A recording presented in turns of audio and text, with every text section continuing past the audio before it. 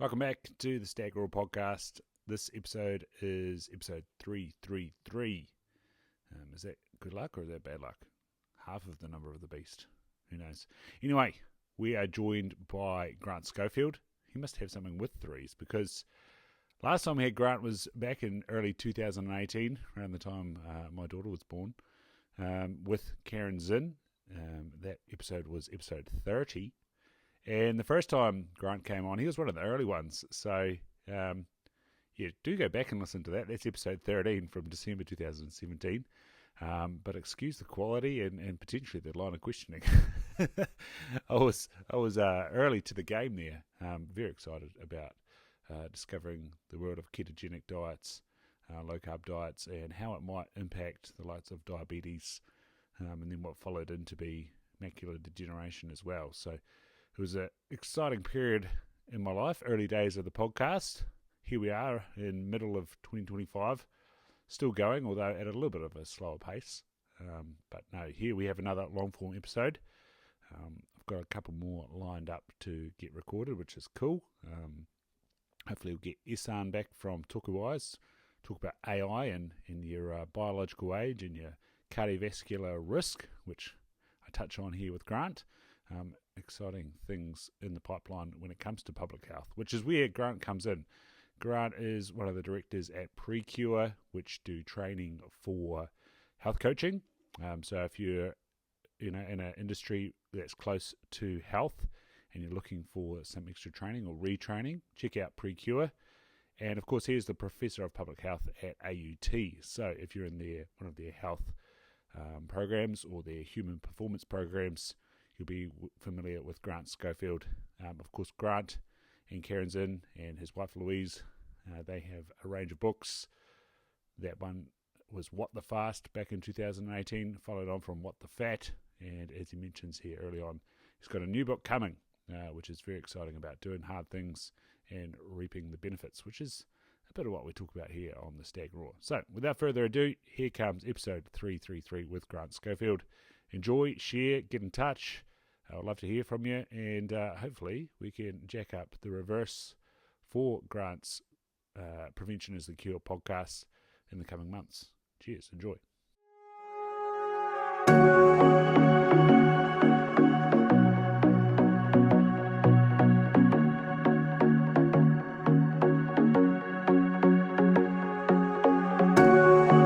Grant Schofield, thank you for coming back on the podcast. I think it was funny, I was thinking about it tonight. The last time I spoke to you was you and Karen about What the Fast.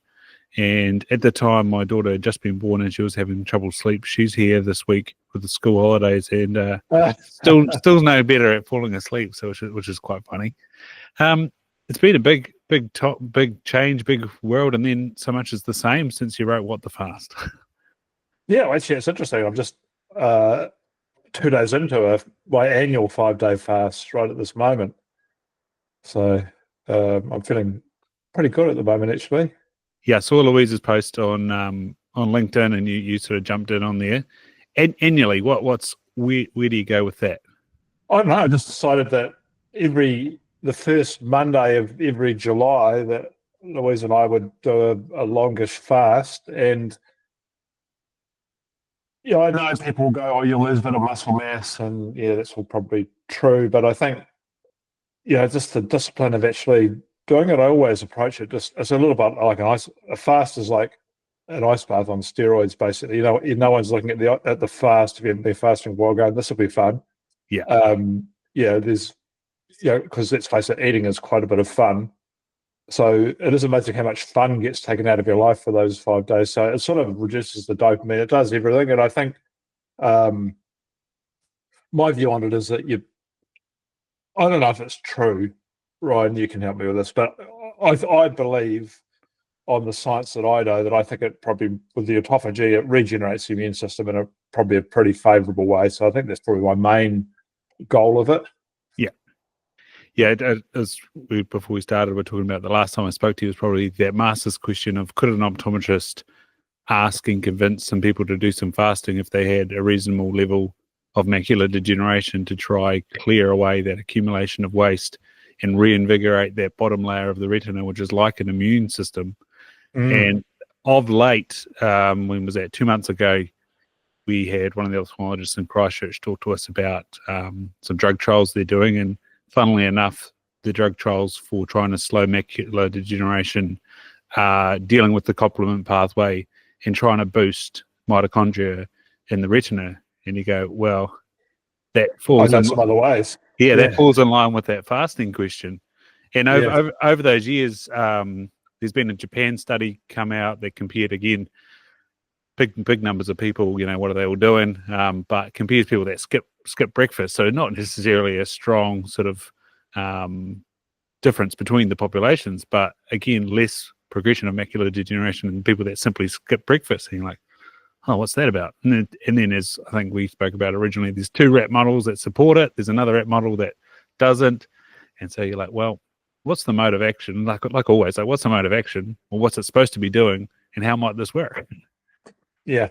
And I guess the other thing that's probably happened over that period of time, which has been quite good, is James Mookie, who's an ophthalmologist in Australia, became Australian of the Year, of course, which I thought was excellent for his work in, basically diet and diabetes, and then its relationship through to eye health, which has been really good.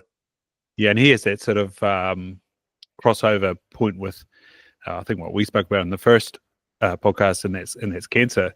Ocular oncology, when I spoke to him, he didn't have too much to hand on, because unfortunately, ocular oncology is pretty fatal, and it's pretty much survivalist. If you haven't lost an eye, it's pretty hard work to maintain your life, because often there are secondary that show up in the eye. So, it would be a hard career after 30 odd years to only hand over 2 days of patients. It's pretty unreal. But again, when you're looking at, well, how do we end up with cancer? How do we end up with diabetes? How do we end up with macular degeneration?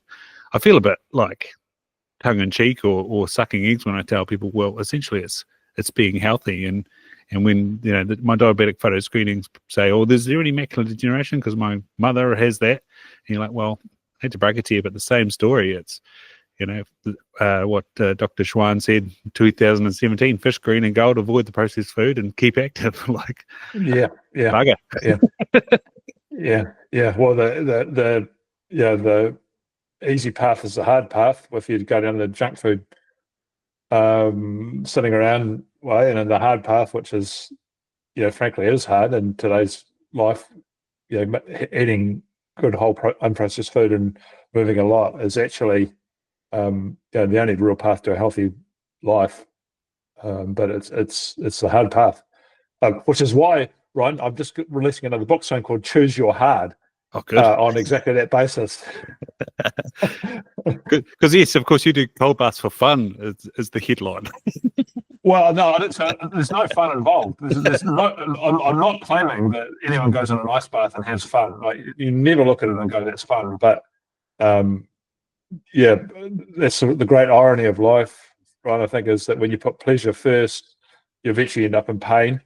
When you put a bit of pain first, which includes exercise and ice baths and saunas and these sorts of things, you eventually end up in pleasure.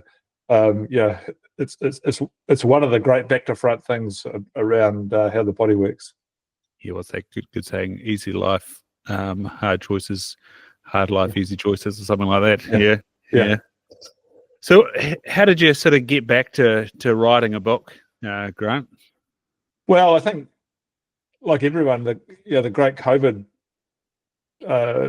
transition in everyone's life really affected how I interacted with the scientific and normal community, and the way where all the media just to actually sort of look at messages. Because I think a pretty good run between probably 2012 and 2019 of writing 5 or 6 books, talking to a media that was basically normal, was talking about health and those sorts of things. And then, when COVID came, that pretty much changed everything. And I think at the time, I was initially involved in a thing called Plan B, which goes on it. I don't think the path at the moment's going to probably do more harm than good.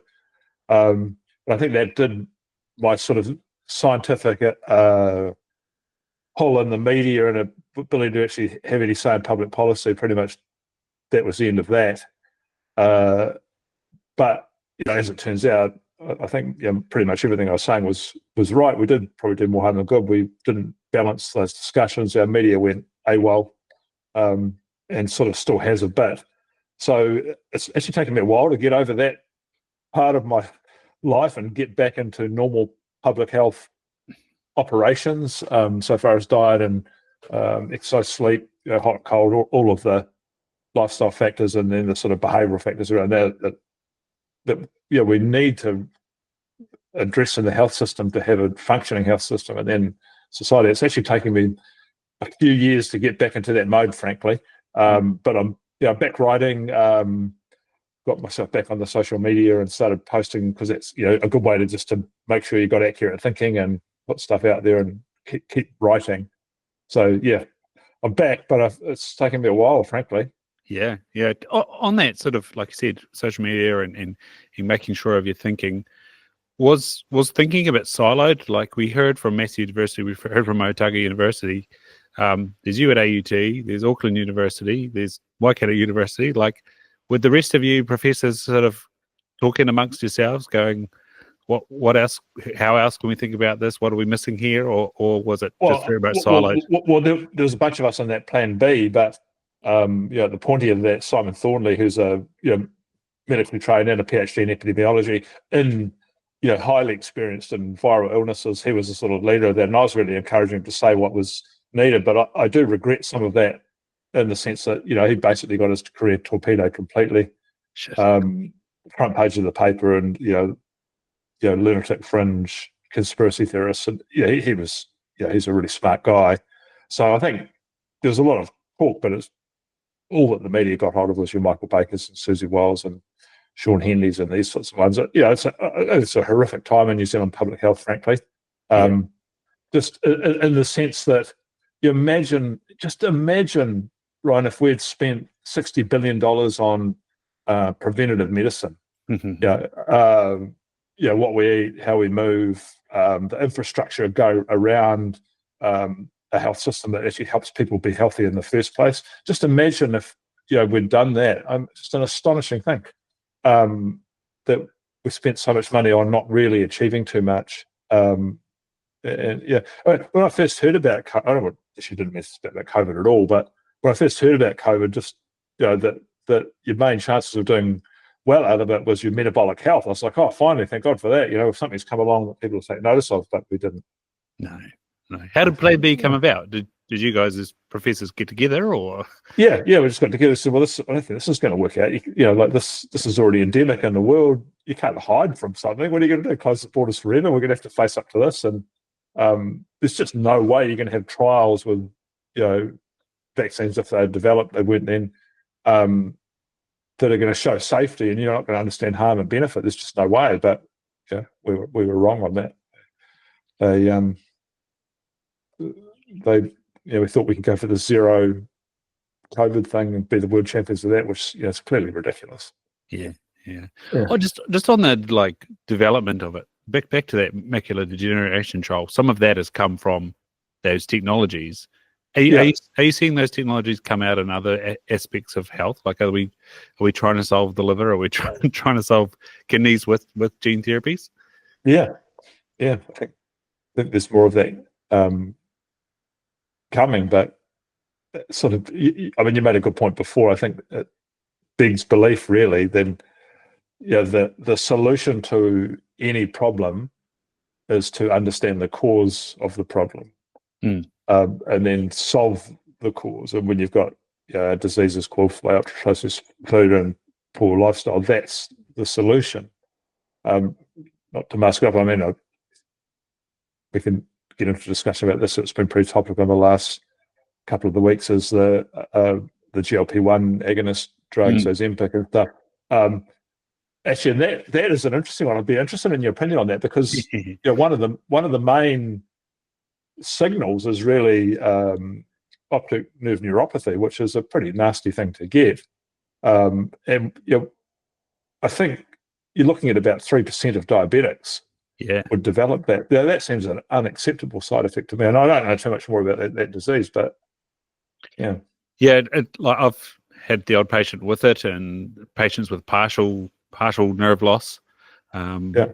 And yeah, it's pretty unreal. And then your risk of the second eye doing the same thing is pretty high. And like you said, 3% of diabetics, and they're the main use case for it. And of course, people are taking it to lose weight. And a bit back to like you were saying with fasting, losing a bit of muscle too. So yeah, it's been interesting, and like because it's being led in Australia. Sorry, in America, American optometrists have been talking about it and discussing it, and then they're kind of like, it gets to that thing where, well, what's the normal amount of optic neuropathy in diabetics as it is, and then everyone kind of goes, oh, I don't know the answer to that either. So, yeah, it's throwing up a lot of questions, and that's where the likes of you guys as public health professionals look at data and big data and bigger data and smaller data, and then go, how strong is this signal? How should we be worried? And it just really annoys me, and I'd imagine anybody else, when you ask that question about possible side effects and signals, and go, how strong is this? And people go, oh no, you're crazy, don't talk about this, is saving lives. And you're like, yeah, potentially, it might be causing blindness too. Yeah, well, it's an interesting one, isn't it? Because you do, you're going to probably reduce HbA1c and some of the risks for other things like macular degeneration. So I don't know if there's any evidence for that, but yeah, if you're going from a 1% background noise of optic nerve neuropathy to a 3%, yeah, I don't know. I've been making jokes at talks, which is not a very good optometry joke, by the way. It's like you might have lost weight, but you won't be able to see it. Yeah, it's not funny. I don't think I'd be prepared to take that risk. Yeah, no, it is unreal. How has the profession of public health been? Is it just been like constant bombardment? Are you out of the fog of COVID? Is that what's going on too? Yeah, I don't know. I would say this is a very unpopular opinion, but I think public health is pretty much paralysed by health inequalities. Yeah. So on the one hand, we know that there's a proportion of the population that through basically no fault of their own, in poverty, really their socioeconomic status. I mean, they tend to use race as a proxy for that, but that's basically what we're talking about. And they do worse on everything. And the trouble is, when you do any sort of public health intervention, especially a new one, then basically it perpetuates those inequalities, right? Because poor people are adopted at last. Mm-hmm. And so now the sort of mantra in public health, well, we can't do anything that perpetuates public health inequalities. Except for the trouble with that, on that logic, we never would have started smoking cessation. Right. How so? But we're just because you've got to, uniformly say, 30% of the population is smoking. You come in there and start to do public health interventions, and the richer people go, well, gee, that's a good idea. What were we thinking? So they all, half of them stop, and none of the poorer people stop. So now, although you have affected smoking, the poor people are disproportionately affected, and eventually it starts to even out, or may not ever end out. But the ethical question: are you better off with just less people smoking overall, even if you get the rich people first, or you're better off doing nothing? And I fear modern public health is paralysed by that quandary, because you have to start, and if you don't start, a classic for this is a couple of years ago. I sort of do these annual talks at the GP's National Conference in Rotorua. In the main plenary hall, I do my talk, and after me is the people from Pharmac, and they're talking about gout and gout medicines, allopurinol, and their subsidies, all that for that. So they finished the talk, and I was like, well, there's dietary causes of gout, like eating too much sugar. It's well known. You stop that. Why don't you spend some money at Pharmac on actually treating the cause, and then you'd save money on medicines, and it'd just be a one all round. And believe it or not, the Pharmac person says, well, Maori Pacific people suffer gout disproportionately from other people, And so, putting in behavioural interventions would essentially be racist. And I was like, wow, that's interesting. But that's a sort of flavour of where public health, unfortunately, is gone. And so then, in the sort of Elon Musk mode, it's like, they're probably more concerned about looking good than doing good. And at the end of the day, my view on public health, what matters are that outcomes, not the outputs.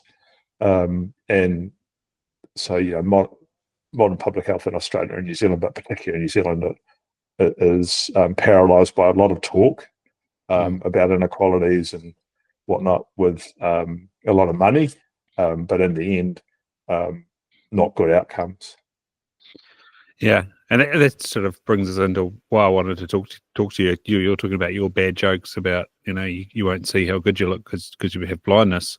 My bad joke to all of my diabetic patients that I talk about diabetes reversal with is that, are we going to be 5 years behind Australia, or are we going to be 10 years behind the rest of the world? And next year is 2026, so it looks like we're going to be more than 5 years behind Australia, and we're going towards that 10 years behind the rest of the world. Like, again, return on investment, 2021, Diabetes New Zealand, Ministry of Health, they're both on the letterhead, and PwC, first paragraph talks about diabetes reversal, yet you search Ministry of Health, you search Diabetes New Zealand, no mention of diabetes reversal. And they again talk about things like public health intervention, diabetic photo screening, podiatry, having like two to one return on investment. They talk about the medications being slightly less than that. They talk about green cards, that was quite good. But again, here we are another 4 years later, still haven't changed their mind, despite the first paragraph talking about internationally, diabetes is reversible. Yeah. I mean, it's an astonishing thing, isn't it, that the main cause of all our chronic disease, which is high blood sugar, and then going through to diabetes, but that metabolic syndrome that precedes that affects everything from eye health to every organ in your body, really, isn't it, including your brain. And you would think that, I mean, when I first got into this, I really thought it was going to be quite a simple solution, because on first principles, you go, well, look, the glucose in your blood is too high. And then you go, well, where does that glucose come from? Just imagine you're an alien from another planet and it's getting explained to you. They go, well, it comes from eating it. And they're like, well, do you have to eat it? No. What happens if you don't eat it? Well, it goes back to normal and you're perfectly healthy. Well, then don't eat it. And so, restricting your intake of glucose, carbohydrates, essentially reverses diabetes. And even behaviorally, when you implement it, then half the people that you can get them to do that, which is no mean feat behaviorally. And that's Glenn Davies' work here in New Zealand. That's David Unwin's work overseas. We've done the same sort of trial with our health coaches, not even with GPs, and with PreKure. And you just see that time after time of reversal of a condition. And then even Diabetes Australia, who's been notoriously behind, is, you're right, is ahead of Diabetes New Zealand and so on there. Yeah, and you talked about it with PreKure, and back to your point about we end up with social inequality. That PreKure group was marae based or something like that, or community centre based. We got 118 patients from Papatoni Health Hub and Mangere Super Clinic, so it was all just high needs patients with diabetes, so Murray Pacific Indian. And they really got into it. I do remember standing there initially just trying to talk to the GPs about how we'd even try and get people on board, and they just looked at me like I was crazy. But it really worked well. So, yeah, I had a little bit of experience of that when I was in Tokoroa. People had heard about Clean, and a few people had implemented it. And health literacy in Tokoroa was atrocious. I spent my whole time having the conversation, 5 minutes at a time, going, here are your diabetic photos. When was your last blood test done? Sorry, what? Your last blood test, your HbA1c. It's the measure of diabetes. Don't know. Okay, so it should be every 3 months. It might be 6 months. And it gives us, and I'd show them the graph of the risk factors from HbA1c, and they go, oh, yeah, I remember that. I was like, have you got any idea of the number? And then it'd come out like 70s, 80s, 90s. Yeah, right. And you're like, how long ago was that? And they're like, oh, don't know, And so that was the case. And then you get the people who either seen Glenn or knew about Glenn, and they were like, my numbers are 52. I'm doing keto. I'm exercising. I'm losing weight. And you'd be like, great. And then it was really the cynics and the converts when it was in Topor, the ones that it worked great for. The other ones that thought Glenn was crazy, and it was just like, well, it's working. It's working for 130 at the time. Like, what's so wrong with this? Well, Dr. Glenn Davies, and when he was in the Taupo Medical Centre, as you say, like reverse diabetes on 130 of his patients. But the Taupo Medical Centre is not a single doctor centre. There's 3 other doctors there. He showed them his results, and they actually literally thought he was nuts. Yeah, but the other doctors go, "What's wrong with you?" Like, and it was funny. We were down here doing our due diligence, and we ended up sitting across the aisle from Glenn on the plane. Our plane got disembarked because Rotorua Airport's hopeless. But I said to Glenn, I said, "What have you been doing?" He said, "Oh, I'm at the GP conference again." I said, I don't know, tongue in cheek, I said, "How'd it go this time?" And it was his 3rd year. And he said, "Oh, they all looked at me like, yeah, what are you talking about, Glenn? Of course, yeah. Well, like you were saying before, if you're an alien coming down to Earth and you said, what causes diabetes, eating too much carbohydrate and sugar, well, so don't do it." They now look at me like that. And I just said to them, like, well, where was that reaction in the last 2 years? Yeah. It's like, yeah, doctors, Yeah. Of course, what are you talking about? We knew that. Yeah. So we can do better, and we've got to, it's just the tools are there. Just need to find a system that can somehow not have an antibody reaction against them, and actually find a way to use them. How are we deciding that it works? Like, I saw old Andreas Henfield do a tweet the other day that, like, it wasn't the insulin carbohydrate model per se that we thought it was, but it still works. Like, I went on to Verta Health today, and they haven't updated any research since the Sarah Halberg paper in 2018. But that's because they were so effective to the point where they go, well, only pay for Verta Health when we get reversal. That's how confident they are. How do we think it works? Well, this whole debate that's ended up in science has been around Ludwig's idea, who's a doctor at Harvard, David Ludwig. Well, he's actually gone to Scandinavia now. It's this carbohydrate insulin model, that there's a feedback system between glucose in the blood and insulin levels, and that affects appetite and satiation and everything else. So that there is that mechanism. On the other side of that argument, because these arguments get pitched as this or this, is Kevin Hall, who said, no, well, it's just a matter of calories in and calories out. But it's hopefully we can both appreciate it's a sort of ridiculous debate, because if you do eat more calories, you will put on than you put out. You will gain weight. That law of thermodynamics is not refutable. Although the processing of some of those calories is different. Like processing protein to turn into fat is more. Has to turn into carbohydrate first, which is inefficient, and then again, so it's less likely, but still plausible. So that's true, and it's a truism. So it's not scientifically falsifiable.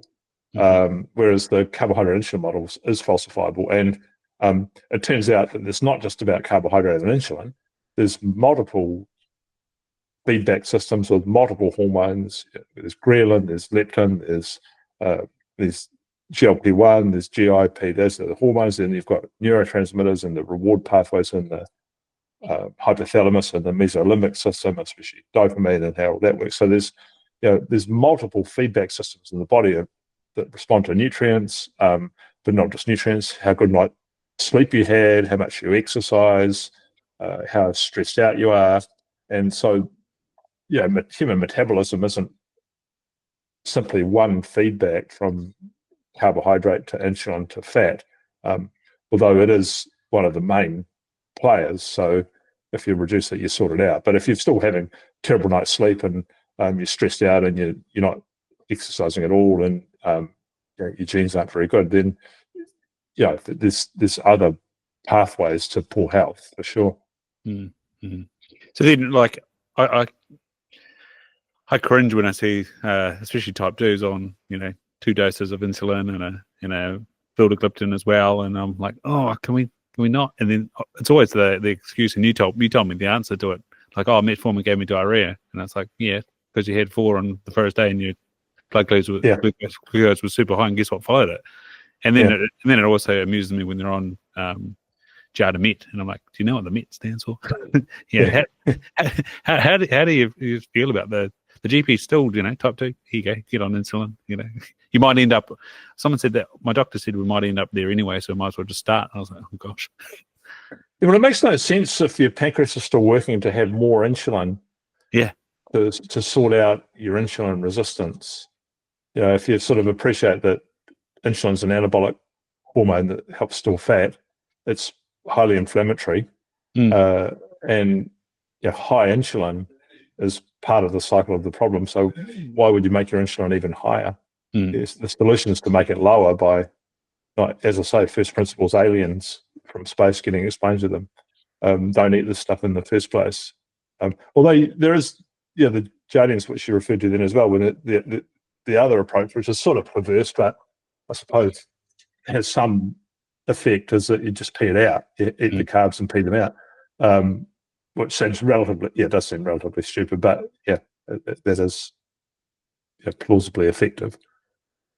Do you guys still have the Kraft data at AUT? Oh yeah. There's Catherine Crofts, and when she did a PhD with Joseph Kraft. So just to remind people about this, there was a pathologist from Chicago called Joseph Kraft who he was around in the 60s and 70s when they invented the radioactive isotope assays to figure out your insulin levels, because it's not like glucose; it's in picomoles, it's in very small amounts. And he because he was a pathologist, he was doing autopsies, and he was looking at people's coronary artery disease, and he was describing what he called diabetes in situ. That you were lean, but you still had coronary artery disease, and he felt that was from the not just the glucose, but the hyperinsulinemia, high insulin. So over the period of his career, he would give people these 5-hour oral glucose tolerance tests. So he'd give them a load of glucose. I think he didn't have it at 70 grams, he had 100 grams, so it's a pretty strong drink. Then he kept them there for 5 hours and kept taking blood samples every half hour, which is an astonishing thing to do, and especially when you had 15,000 of them. Yeah. And he developed and noticed these patterns. And he published this one book on Kindle and one really hard to read scientific paper. We thought, well, there's something in this. And thought, well, can we get hold of this guy? What the hell he is? And it turned out he was in his mid-90s at the point we got hold of him. So we called him up in Chicago. You had to sort of ring him by phone. And this old guy answered, hello. And we're like, oh, Dr. Kraft. And it's like, oh, no, hang on, I'll go and get Dad for you. That was his son, Kevin, who was also in his 70s by then. And he was really thrilled about that. And Catherine, as part of her PhD, and then onwards from there, sort of took custody of that database with family and published initial papers with Dr. Kraft on these Kraft patterns, which is, shows how the pancreas starts to produce more and more insulin, even with normal blood glucose, and that's pathological. And then you end up with you know, the inability to control your glucose even with high insulin, and that's what's called type 2 diabetes. But it's, in our opinion, it's decades down the path from where it could have been detected, and then the pancreas fails altogether, and you don't see those insulin patterns. And then Dr. Kraft passed away a couple of years after that, and we've had that ever since. But I think, we're really sort of proud of the fact that work made it into mainstream public health, as the idea of high insulin or hyperinsulinemia, as the medical term is now, pretty well known, and people go and get their Kraft patterns done. So that's really cool, and that's really good that we could bring such an enormous amount of work to the literature in the end. Yeah, I'd say it's a good way to sort of get your head around it, like you say, that insulin resistance and what's going on, and then like we're talking about why it doesn't necessarily make as much sense to load more insulin when you're insulin resistant. Other people that have passed away, especially Michael Mosley, like, and then Dr. Bernstein as well. Like, are we? Yeah. Is other people taking up the mantle? Like, that's a good point. I hadn't been thinking about that. So Michael Mosley, it was interesting, wasn't it? What was his cause of death in the end? I'm not sure, but it was sudden. He was just found dead did he fall down a cliff or something on a Greek island? Yeah. And so he was a real media star as far as I'm concerned, because he traversed the space between mainstream discussions around diet and fasting and keto and low carb, and made the whole thing sound completely mainstream and normal, which of course it is, but it's often hard to sell that way. You'll see his literature front. So he's a rock star. He's missed a lot.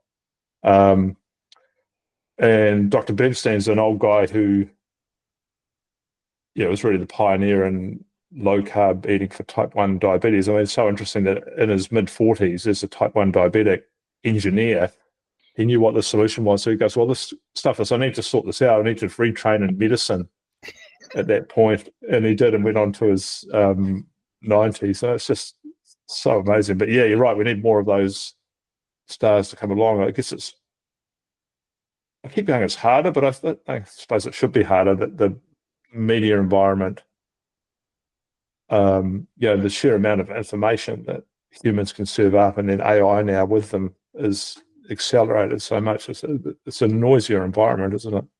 Yeah, like I know Artie Dykman managed to interview him, and they've got that type 1 Grit University or Bernstein University on YouTube. So I'm forever getting my type 1s to go, look on YouTube, look on Facebook, and there's another engineer in Australia who's got access to the New South Wales data, and he's basically extrapolated the insulin effect of all foods from the 120 foods that they've done. And I think him and Artie, is that right? That's cool.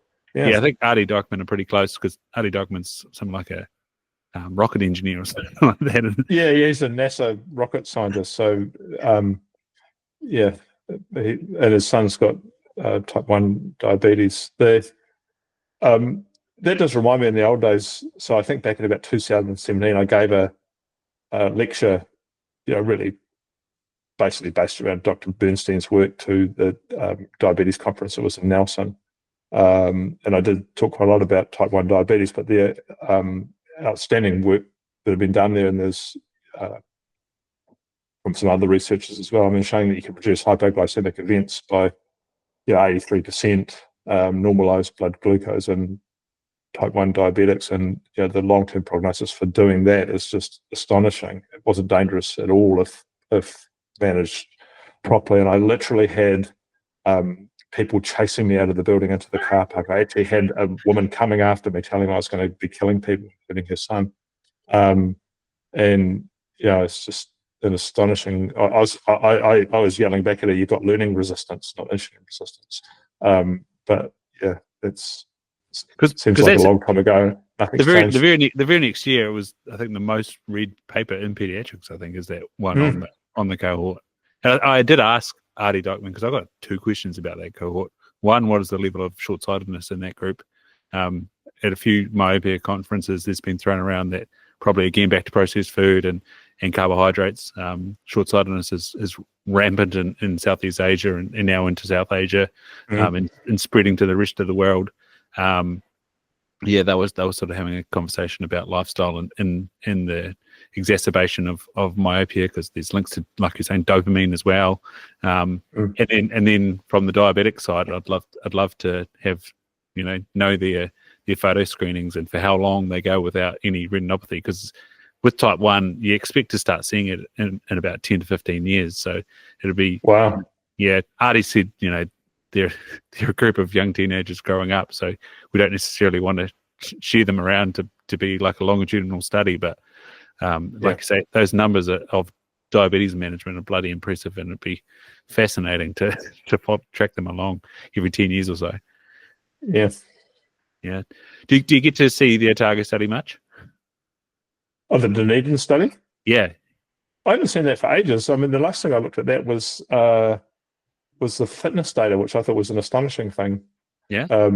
Well, simply that I just love the way that this happened. So, when the kids who were born in 1970, whatever, 71 or 72, whatever, in Dunedin got to 12, so in the early 80s, they made them do the multi-stage fitness test, the beep test, right? Yeah.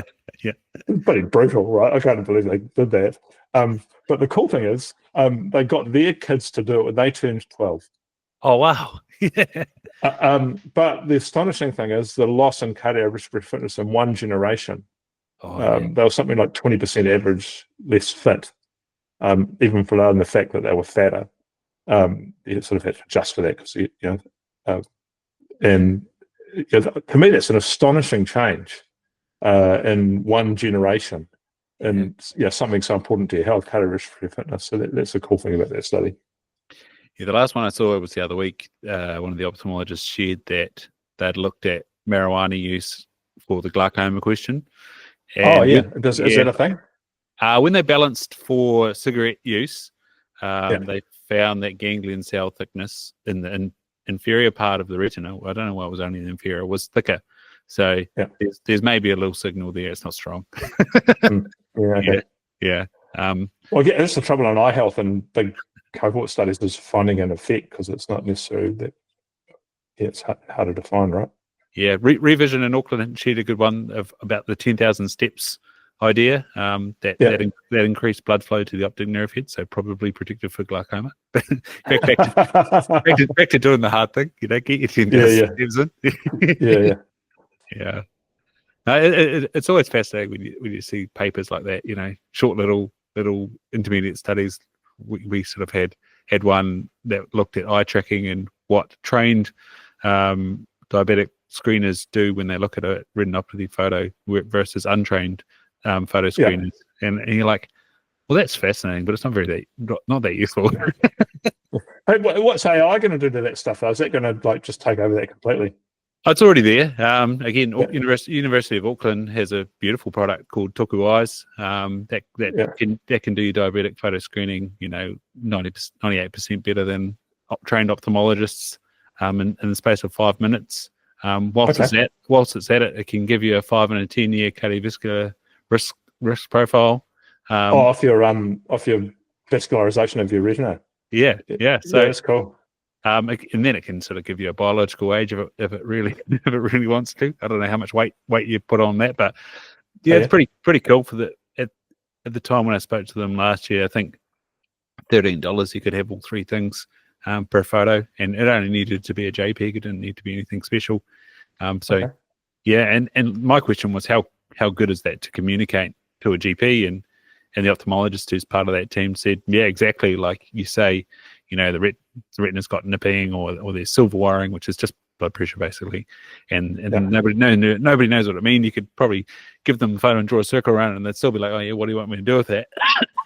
But yeah, when you put out 5-year risk profile, then maybe it's kind of like, oh, I better have a look at that. But then it goes back to the question, then what do they do? And I saw you on LinkedIn talking about a discussion Peter Attia was having, and talking about the diabetes question. It was like, well, then what do you do? And it's like, well, drugs. That's right. So Peter Attia, I'm a really huge fan of. But it's the only podcast I've ever paid to be a subscriber, and it's quite expensive as well, like $160 a year. Wow, yeah. I really like listening to the technical medical stuff and then everything. And then I got that Outlive book. Yep. And Yeah, I I've was got just like, my shelf over there. Yeah. and it started well, and then I just, this whole molecules thing, and then the statin thing, I didn't quite agree with, and then it just lost me. And I'm gutted because I like really want to like everything he does. Yeah. Yeah. Yeah. And that was where I sort of chimed in. Like, what do we do with like even Unwin's practice? A third of the practice engage in his low carbohydrate. Yeah. Most of them are successful. And like I said, Yeah. 50% of his practice is reverse diabetes. What do we do with the other 50%? I don't know. Well, that's right. So, yeah, I mean, the Seneca News says there is a law of thirds in nature, like it's the law of universities. A third of the kids can poke an eye with a sharp stick and nothing happens. And, maybe that's true in public health as well. That's cynical. On the other hand, you go to somewhere where people are 100% healthy. I'm thinking of a particular island in Vanuatu that I visited. It's basically paradise, but there's no food available other than what you catch or harvest and grow. And there's no cars and there's no anything. And that's what's required, a complete absence of modern life to actually have 100% of people healthy. And so, if I'm not sure we're going to choose that. Yeah, and what do we do? Like, what came out of your questionnaire was that, I'm here as part of this PreKure thing, learning about my diabetes, improving it, getting good results. But I wish my GP was more supportive, or does that third turn into half if common knowledge is like be healthy? Oh yeah, well, I mean that the recruitment for those 120 or 118 in those clinics I was talking about. So we had to recruit the first 12 by doctorate referral, which took quite a while. But then when there was success with those patients, the remaining 108 referred themselves. Right. Like, I heard this was happening. Auntie so-and-so reversed her diabetes. I'm into it. So I've got to save momentum up. That's quite a common thing. Do you reckon AI would help with all this? So, like, there's some interesting stuff at the moment, which I reckon is a good little discussion. So, it's these papers that are coming out that go, diagnosis and clinical treatment and general practice type thing. You can use the AI, like the best version of ChatGPT that was available versus the doctor with ChatGPT. So the doctor with ChatGPT is operating at 60% correct or something. You add in the can't remember the exact figures, but you add in the AI just works by itself, and that gets up to 85%. But it's not just the accuracy, because you ask people about psychological factors like I felt heard, I felt the treatment was appropriate, they were nice to me, I'd come back again, on about 35 different psychological things that AI does better than the GP on everything. So I'm not dissing GPs, but I'm just saying these data exist, right? How's that going to affect medicine? And then potentially it does actually offer better behavioural solutions. Maybe there's going to be health coaching where it's just the AI is actually able to work really well with people. That's plausible. I don't know if we want that world, but it could exist. Yeah, that'd be interesting. What Verta's doing, like what they did back in the day, where it was CGM connected to your phone, connected to your health coach. Ketones go down, you get a call from your health coach. Ketones go back up, get back on the straight and narrow. The ultimate use case of that Toku Eyes is that you've got the CGM, you've got the Apple Watch, you've maybe got your Oura Ring, so you're getting sleep, heart rate variability, blood pressure, blood glucose, ketone levels, and then it looks at those risk factors and goes, well, actually, you don't need to go for your blood test or whatever. And then if it does go up and sustain, and then your risk factors rise, well, then it's like, well, we need to get you to the diagnostic testing. And then when, like I say, the AI looks at it and goes, I know that risk factor is still good. So then what does the doctor do? They get the triple red flag or the double red flag. Your personal diagnostics have sent you for a clinical diagnostic, and then that's come out with a bad result, and then somebody has to explain it. Is that what goes on? I don't know, but maybe it means that the whole thing's more way better, and the doctor actually gets to only see people that they really can help and doesn't get overwhelmed with dumb shit. And actually, we've got a whole bunch of chronic disease that's getting caught early, and maybe half the people might take notice of it, half won't probably, but that might be a great way of getting this thing happening. I mean, we've got this sort of weird situation where we spend in New Zealand $30 billion, the biggest single departmental expenditure is the Ministry of Health. Yet virtually nothing goes on. When they talk about prevention, they're talking about early detection of cancers through screening, which is not prevention. It's just catching disease early. The actual prevention budget would be less than 0.5% of that 30 billion. I don't think we've really tried very hard to invest in that. And then, at the other end of hospital systems, we spend, a third of that. So 10 billion of that 30 billion gets spent in, the last 6 months of people's life, mostly providing care that they never asked for, that often doesn't make a great deal of difference to the quality and quantity of their life. I'm not the one to say can that, because you wander into the local hospital and start say don't treat these people. That's not going to be a thing. But we're not getting value for money out of our system because we don't invest in the right places. And I've been saying that for the last 25 years, and nothing's changed.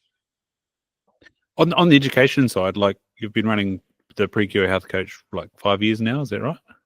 When did we start? 2018. So yeah, like 7 years. 7 years. 7 years. What's been the feedback of what's useful? Is it gamifying these things? Is it finding ways for the patient to connect with their health? Is it the empathy thing? Like what? I think it's the empathy thing. I think it's being heard. It's that there's interesting data that came out that the average time before when you enter a medical practice and the doctor starts to give you advice and tell you what to do is 8 seconds. So the amount of time listening to you is really minimal. So when people actually are heard, and you see the person, not just the medical problem, then you can start to talk about what matters to them. I mean, honestly, the thing is, I've never met a person that their health is not in the top 2 things that's important to them in their life. I have not met such a person. So you have to slow down and ask them about that, and ask them about what matters. You've got a different situation, and that's the beautiful power of health coaching. And I think it has a big role to play in mental health coaching as well, because we've sort of gone down the same futile side of that with mental health. So on the capitalistic side of things, is it that it's a lower investment? People are commoditized with this. As you say, they get more time, and then we've got to pay for the time, and then we've got a queue of people waiting. So then we shorten the time down again. Right. Yeah. So how does this sort of snowball the health coaching concept? And like I say, keep people away from the crucial life-saving stuff that the doctor trained for. Yeah. Well, I mean, our main problem is that, which is also an opportunity, is that primary healthcare is in collapse, right? Because this is a few years ago, so I expect it's only a few years to go now. But I'd say in 7 or 8 years in New Zealand, you can expect us to have about half of the current primary care workforce still working. You've got a bunch of doctors and practice nurses that are, I think the average age is in the late 50s. So they'll get to a stage where they're no longer working and retiring. And so you either train more through medical schools, and general practice isn't that attractive, or you import more. But even with both of those, we just never make up the numbers at all. So we've been losing numbers. If you go to Rotorua, there's primary care clinics at the moment that don't have doctors because they haven't got doctors. That was this time last year, so I assume that that's spread more through New Zealand at the moment. That's not an uncommon thing. So we have to have a functioning workforce that allows doctors and experienced practice nurses and nurse prescribers to work at the top of their game. The only way to do that is to use something like health coaches and health improvement practitioners to take some of that load, and that can be done. So now, actually, if you've got behavioural medicine as your number one thing that you do in your practice, then the doctor can work at the top of their game. They can be prescribing for complex cases and often de-prescribing and managing complexity. It's a far more beautiful way and hopeful way of practicing medicine than we've seen in such a long time. And there are places doing that. So that's what Glenn Davies done. That's what Olivia Curry does in Christchurch. It's a very different way of practicing medicine. But if you want a medicine that's actually going to work, we still have to see people with all the nuts and bolts and bits and pieces of rats and mice of general practice. That ear infections and things, that's going to happen. But the bulk of what's making people sick is behavioural, and therefore the solution is behavioural. And then the doctor can work with a much bigger caseload across many more people because they've got a healthier population. It seems like to me, it's like the alien thing with glucose. If an alien came in and go, well, what's the solution here? It's like, well, let's not get sick in the first place. That's the way to stop the health system going. Well, you can't take more drugs and get out of it, as far as I'm concerned. Yeah. And then on the psychology improvement coach, have you had anything to do with that too? Yeah. So, because we train mental health coaches, and that's part of it. I think the beautiful thing is that, and remember, I was actually initially trained as a psychologist, so it's something I do know something about. Although I was useless at it because I wouldn't shut up and listen enough, Brian, to so I had to become an academic. I think what we've learned is that there's a whole bunch of mental health issues that are metabolic. Yeah. And there's various pathways there, right? Like you get insufficient micronutrients, that's due to Rutledge's work. You eat too much sugar and you get metabolic syndrome and you get inflammation and poor metabolic markers, and that affects the brain more than anything else. You just don't exercise and you never go outside and get any sunlight, and that's metabolic probably as well. But there's all of those pathways in the brain. But also what I've come to learn more recently, and I've just done quite a lot on this actually, I keep thinking about all the tools in psychology. And people go, I do cognitive behavior therapy. I do ACT, acceptance commitment therapy. I know I specialize in neuro-linguistic this. I know I'll do this other thing. It's like, I've never understood psychology for that reason, that it's a bit like going, I'm a carpenter. I'm a builder. I build houses. I'm a tradie. And I just build houses with screwdrivers. I don't use anything else. Just got screwdrivers. We just that's all we got. And another guy said, we only use hammers. And the guy across the road, he builds pretty good houses. He only uses saws though. It's like, it's a ridiculous situation. So these mental health coaches can come in with a much more receptive nature to understanding these different tools, and I think that's a really cool part of it. And I'm still disappointed in psychology as a profession, because it hasn't. It's not so long ago they're censuring people for offering dietary advice because it's outside of scope. They've stopped doing that now, thankfully, but that's just they need to come along a bit, and I'm sure they will. Do you know, like psychologists analyzing the psychologists, like, do you know what sort of, do they want to be some sort of, wedge in between the doctor and the psychiatrist and the patient or something that, psychologists have got a hard job though, haven't they? It's absolutely. Because it's not really, don't know that, like I always keep going to that psychiatry and psychology are sort of just neurology that hasn't been figured out yet. And no one seems to like that, especially the psychologists, but the neurologists love it. So, you've got a bunch of disorders that have got the same name, but, getting it off a checklist doesn't mean it was caused by the same way. It's a pretty difficult thing for these guys to figure out. Like you got depression. Well, you got depression because you had trauma, or you got depression because you ate too much sugar, or you listen to podcasts all night and never go to sleep. Those are all valid ways of getting depression. So, obviously the solution is going to be pretty different. Yeah. Yeah, and none of them are going to probably be much to do with an antidepressant. No. And so that's where the pick comes in. They level that out and then go, right, you need to go to the psychiatrist. You need the trauma therapy of some, like you said, of some form. Yeah, that's right. If you've gone through some, well, you probably need to resolve that and talk about it and bring it to life and deal with it. So that's one thing that these guys do, which I think is great. But if that's your only tool, good luck. Are we improving access? Well, I think the problem in mental health is all access, isn't it? There's just not. I mean, if you just take a step back, I think you're going to be shocked by what I'm about to say. At least I hope you are. Well, you will be.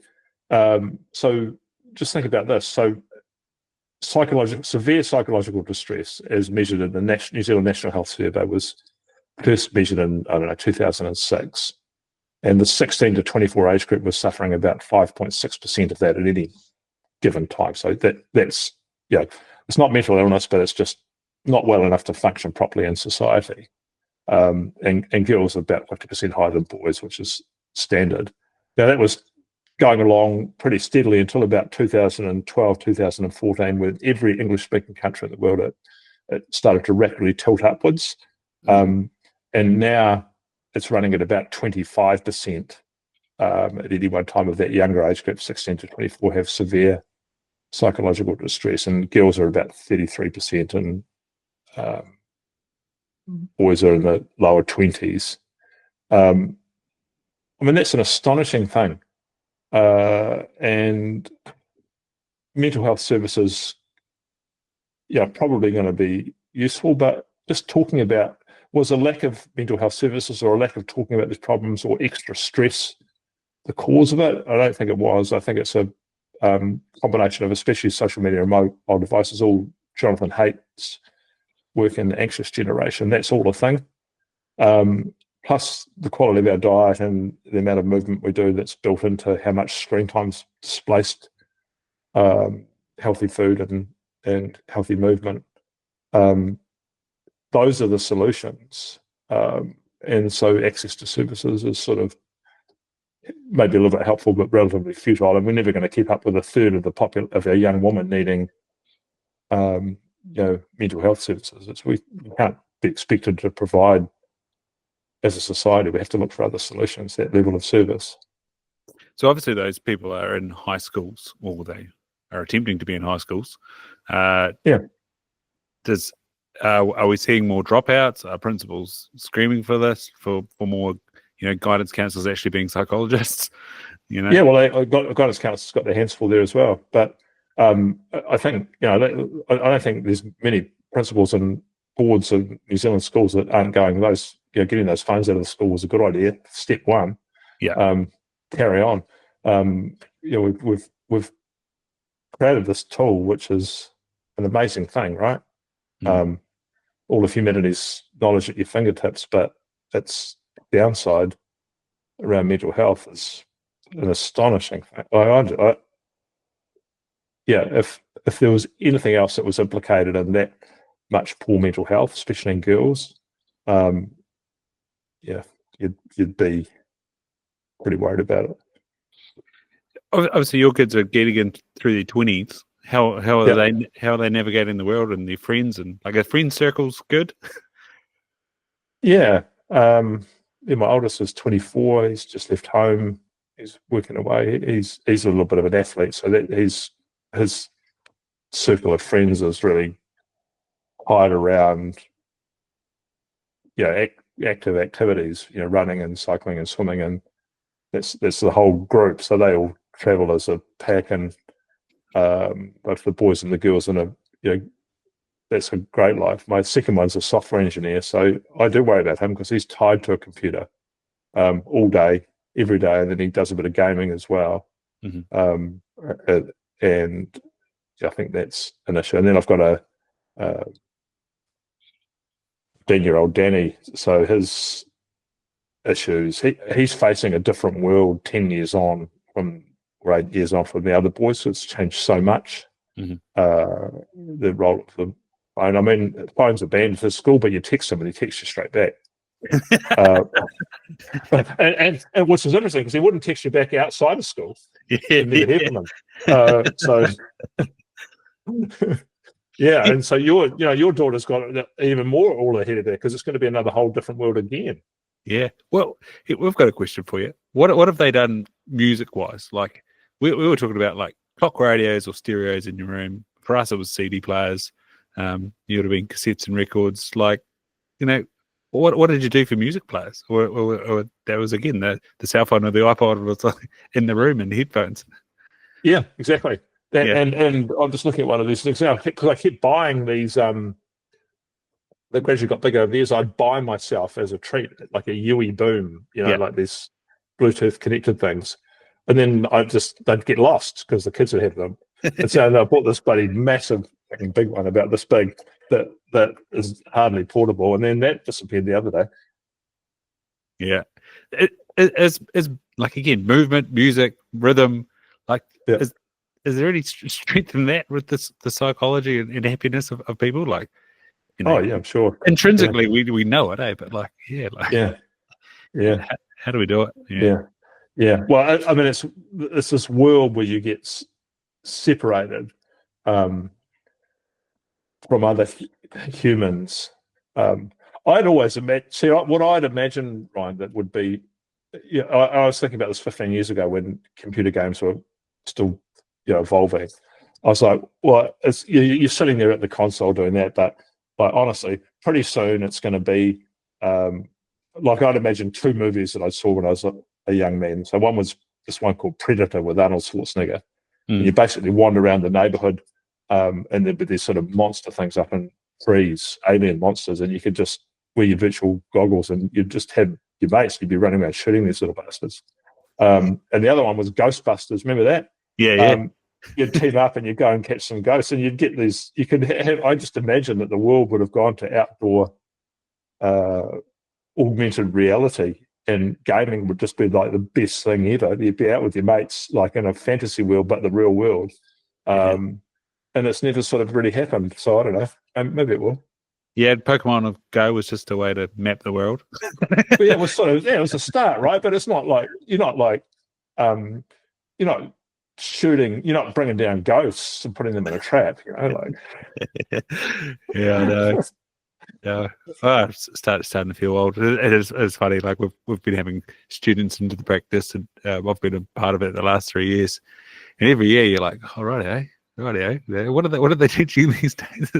And this generation, they had exams via Zoom and lectures via Zoom, as you said, because they're still the COVID period people, and you're like, oh man, how did you learn? Like, what did you do? What did AET do? Again, just online lectures and stuff, was it? Well, I honestly, with that, I the other day, I was like at a thing, and I was like talking to this young guy, and I almost asked him if he's at school.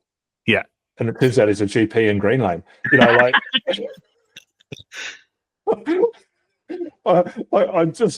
I didn't, thank God, but I was thinking it. Yeah. Yeah.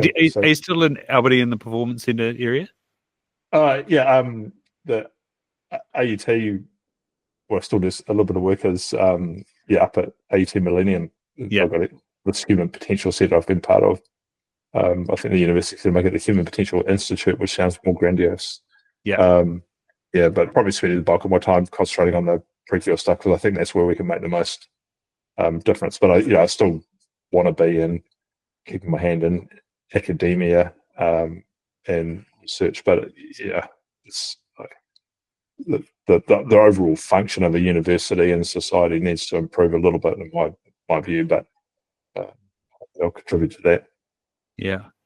It's interesting, like you're saying, with COVID sort of burnt you out, and it was tough to get back into writing. I remember seeing probably one of your last few blogs that you did at the time was that the chancellor said, you're a professor, you should talk. Like, what was that like, having that sort of like, well, you're the one that's doing the study, mate. You talk about it. Oh no, that was really good because I was really concerned when I wrote a blog on the. It was the eve of these mandates. So like the next day, teachers it was a Friday, and the Monday the teachers were going to lose their jobs, and the midwives weren't going to go back. And we were living in a little town called Tairua at that stage. So I knew these people. It was my kid's teacher. Wasn't coming back on Monday, and another lady we knew was a midwife. She was out of work, and I was like, "This is just ridiculous." So I wrote this sort of blog post and social media post, a 1,000-word thing, and that got viewed like 1,000,000 times. And I was like, "Holy shit! I didn't mean for that to happen, but cool." What are we doing? We're mandating people out of jobs. You're going to have exactly the opposite effect. And then, after I wrote that, I was like, "Oh shit!" Because I got quite a lot of support, but I got a few people just hating on me as well, and other academics. So I thought I'm actually going to write to Vice Chancellor, CEO of the university, and say, "Can I be doing this?" Because the stuff at the time, and the guy that was the Vice Chancellor, Derek McCormack, was bloody good. He wrote back to me, goes on, this is Professor of Public Health. He should be making comments on this thing. You should just do that. In fact, we expect you to be doing that, which I thought was really good because he knew that I was not going with this the main narrative. So, fair call to AUT actually for that, because that certainly wasn't the case for University of Auckland. That was cool. Good times, bad times. now you're moving on. We're talking about the hard times. When can we expect that? Oh, the Choose Your Hard book. Yeah. So I've written a full draft. I wrote 80,000 words, and then one of my mate editors, which was Louise, my wife, Dr. Louise Schofield, was like, "Nah, it's bullshit. It needs to be 50,000 words, and it's in the wrong order. And some of your writing shit."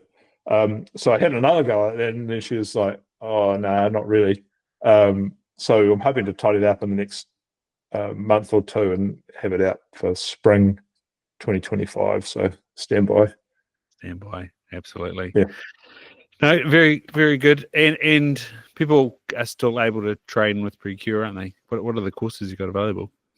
Yeah, PreKure.com, get on there. So you can do I think we've got like a bunch of different pathways, but the lowest entry is just a certificate in health coaching science, which is all online.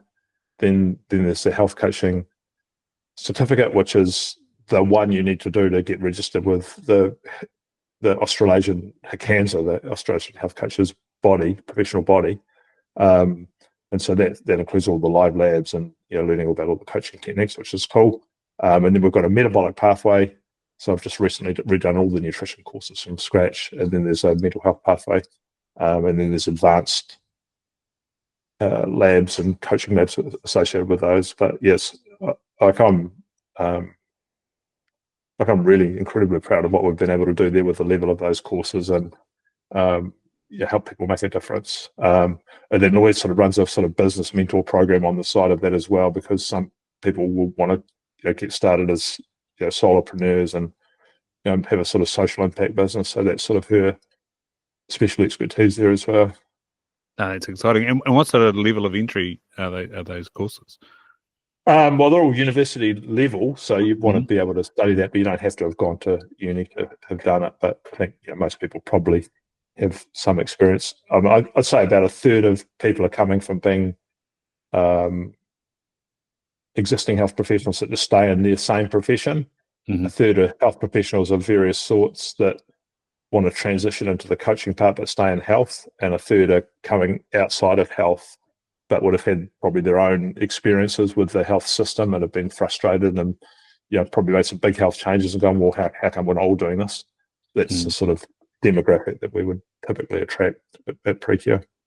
And that third time they can sort of start off and expand through the courses. Yeah, they do. Well, I find those guys amazing. Like I have these sort of weekly, online just ask me anything sessions with the students. It's just one of the favourite things that you can do. Is you never get it at the uni. All their cameras on, and just most of them know more about the stuff than I do somehow, because they've become self-educated about their diabetes or their cancer diagnosis or their mental health stuff or their ADHD or whatever it is. They'd have got right into the nitty-gritty and listened to Peter Attia's and Huberman's and then taken it up a notch from there, and scientific papers. So I don't think actually people in unis understand how much education's changed in that aspect, because mature adult students interested can just go and find out stuff, and they do. All of a sudden, guys are asking me about testosterone, and they're doing this and thinking about that. And I'm just going, geez, I need to get up to speed with this. So yeah. So there's plenty. What did you say? 7 years. Plenty of PreKure certificates on walls and medical practices, and like I say, soul practices as well around the country. Yeah.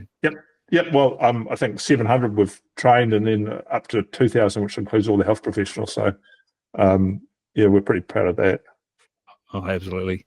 Well, Grant, thank you very much for coming back on. I'm excited to hear a few more of Prevention is the Cure podcast as well. I hear you're looking for guests also.